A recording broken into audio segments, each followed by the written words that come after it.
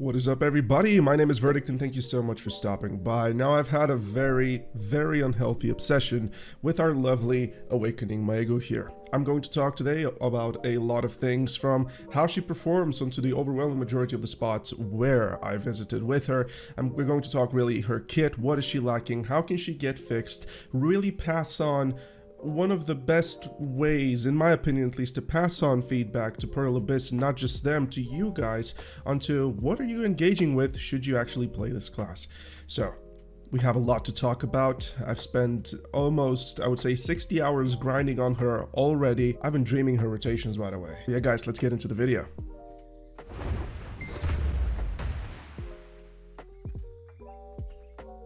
And two very quick mentions before we start into this. Creator code Verdict when purchasing pearls from the NAE website for the client will help me quite a bit with a cut from each sell that we do. So if you want to support the channel, this is a very great way to do so. And we are approaching 4K subscribers, so it would really mean the world to me if I earn your subscription by the end of the video. Alright, let's talk Awakening Maegu. So if there's one sentence that is true about her throughout the entirety of the community, it is this one: too much effort, not enough reward. This is the definition of truth. It's ground in reality. If you've ever wanted to be slightly above the average, and if you'll feel good about it, then Awakening Maegu is exactly for you. Unfortunately for us, classes in BDO are being labeled good and bad simply over how much silver an hour they're making. It doesn't matter whether they have insane damage onto the single target front like Awakening Maegu here. If your overall result is not cutting edge income, sadly, the class is bad. She's quite contradicting with her kit, however. Latest patch did address a good portion of that, but I'm obliged to talk with you guys about her inadequacies. Let's talk her passive. So the passive is actually a two-parter, which is never stated anywhere. You have a hidden portion and a visible second part portion, the crit damage buff. Not all abilities give you Spirit Forged, even though the animation triggers. Yeah, unless you hit some of them, you will not enter Spirit Forged until later in your rotation where another ability has triggered the hit. This is a little bit misleading and you kinda get to learn this the hard way.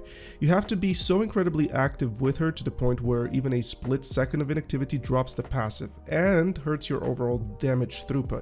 I would like to see the crit damage buff have more emphasis to it, in my opinion. Just from 10% to 20%, I really think would be a move in the right direction. I find it quite silly that an offensive ability spam is her best source of mobility, I know.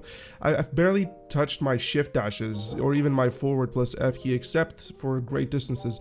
There is a stupid delay between her side dashes which renders them unusable even after they fix the crit damage buff not dropping, which also probably means that you do drop your Spirit Forge after you dash. So yeah, fun times. The class has a crit chance issue. Some abilities are at 10%, the others you're impossible to crit cap unless you have Death Blow set up, and once you'd like to spam the A/D plus RMB for AoE mobility cleave, you're pretty much doing next to no damage even while Spirit Forward. This specialization also has the worst accuracy in the entire game. My goodness, she's absolutely horrible on that front. If I wasn't the equivalent of triple Black Star and I were below 700 gear score, I would struggle too much with her accuracy. In my opinion, I think that's true.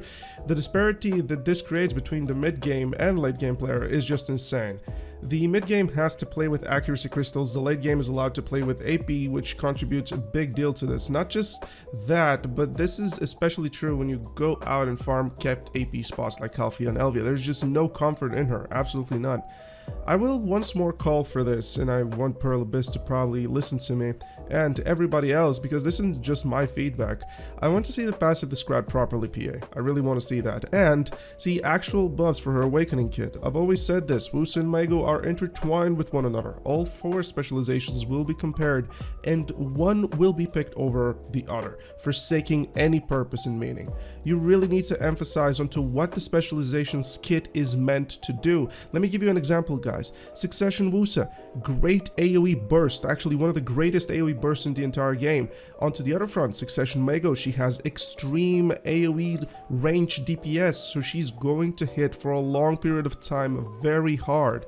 Awakening Wusa just can't compete with any of these specializations, and Awakening Maegu, even though her single target is somewhat better than Succession Maegu, there is not a single spot in the game where this would take practice and be true. No trolls, no Olins, no nothing, let alone over Succession Wusa. She simply cannot compete. About the grind spots, I went in no particular order to Kratuga, Gyfin Lower, Sakurai Underwater, Jade Forest, Bloody Monastery, Orcs. That was depressing, I won't even show the damn footage of it. And, of course, the Queen Jewel, Hex Sanctuary. I overall have a sense that she would perform above average in the mid-game spots simply because of her mobility and the fact that the mobs are squishier. She can avoid a lot of her issues there, and the more you go into the ladder, you kind of see the class's struggles, but let's be honest, that's with every single class in the game.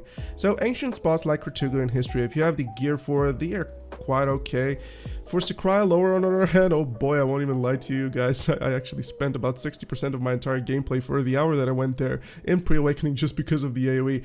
I did about 11k, like almost 12k trash on her, I think, as far as I remember. Jade Forest is always a treat on to the side. The class is kind of okay there, and it's somewhat of a capped spot. In general, she is quite good. I enjoyed my grind on Jade Forest. So Gyfin Lower was quite impressive actually in terms of killing the elites. They do die sometime before turning around, and it's something like a consistent damage throughput, and it happens all the time, so it's interesting to see. But outside of that, her cleave for the Despair event, even though the event is almost irrelevant for the silver an hour, but it's definitive for the trash number, it's sadly quite bad, so you won't really see her go up there. Bloody Monastery, out of all places, was where I had most fun with her. She went above average there, for sure, and it was weird to see. I did, of course, use my Pre-Awakening kit, as just once you get the weapon, it's just great to see. Just use the Shift F and you'll have quite some fun there. So we won't talk about Orcs, as I said earlier. Let's please not talk about Orcs. If you have any faith in me as a partner for PA, just stay away from Orcs, guys. I'll just say this, I did not even finish my hour, I just left 15 minutes in after my first weapon expired. So yeah, take that as you will. Last but not least, Hex Sanctuary. And there isn't really much to say about Hex Sanctuary, we're just the definition of average there. I mean, overall guys, as a guy passing well above 50 hours of grinding on this class, approaching probably 60 if not even more, there is nothing to see here, just absolutely nothing around her. How much would I give her Awakening Maegu from 1 to 10 if I were just to rank her? An average score of 5, guys. And I love it.